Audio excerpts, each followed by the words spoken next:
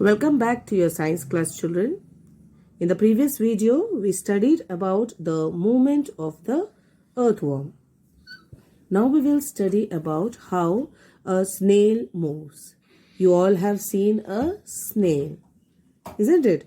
And have you seen a rounded shell on the structure on its body? What is it? This is actually a shell. Okay, the rounded structure which you see on top of the body of the snail is a shell, and this is the outer skeleton in the snail.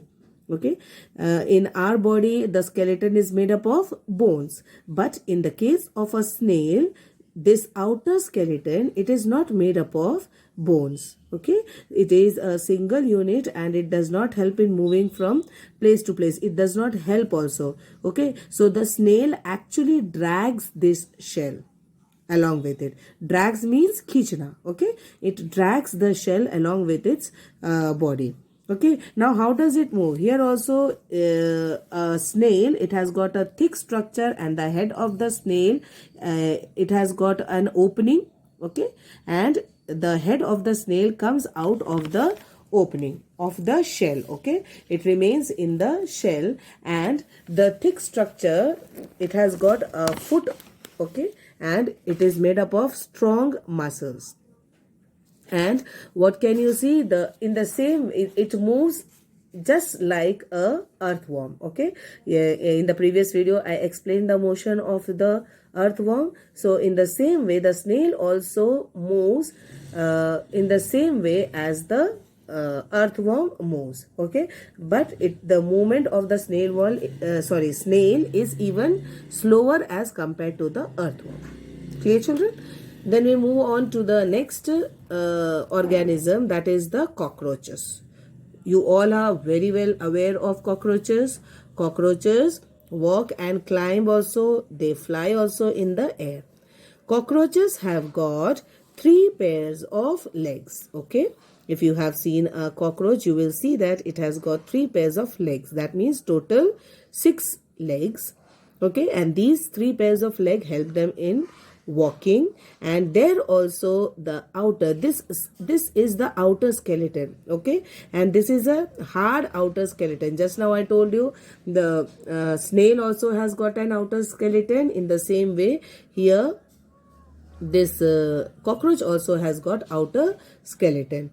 Okay, and this outer skeleton is made up of different units. All these are different units. Okay, छोटे छोटे units से बने हैं, which are all joined together, and this skeleton helps in movement.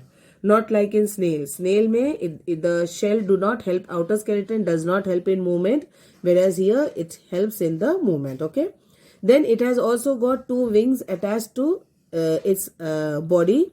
And it again, cockroaches also have got muscles. Okay, the muscles which are present near the legs, it helps them to move. Okay, it helps them to walk, the muscles. And the breast muscles, okay, breast muscles means the muscles which are near the chest. Okay, it helps them to move the wings when the cockroach is flying. Clear, children? I hope that this much is clear to all of you. Then the next movement we will see in the case of birds. You all know that birds fly in the air and they walk on the ground.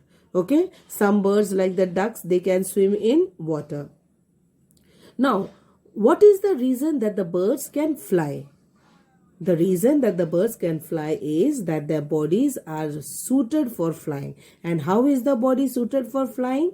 They have got hollow bones, and their bones are very, very light.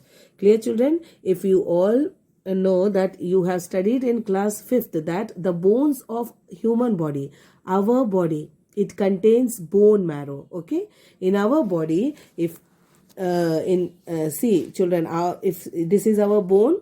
Okay, inside our body, inside our bone, the bone is filled with bone marrow.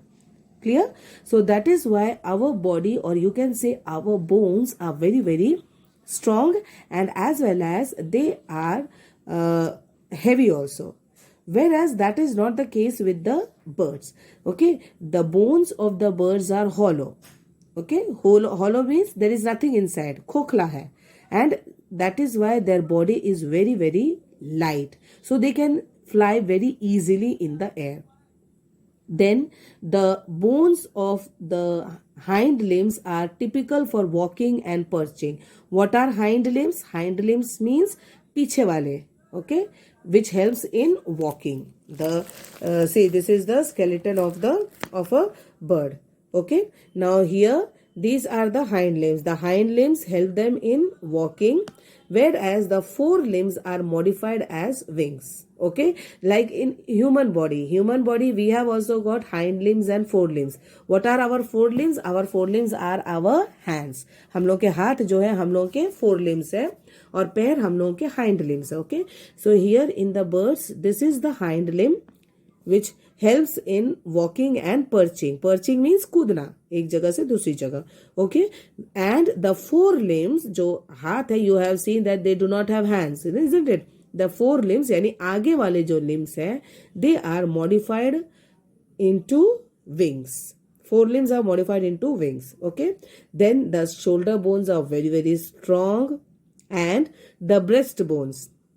Okay, the breast bones are modified to hold the muscles. Okay, they have got very strong breast bones, and which helps them in flying.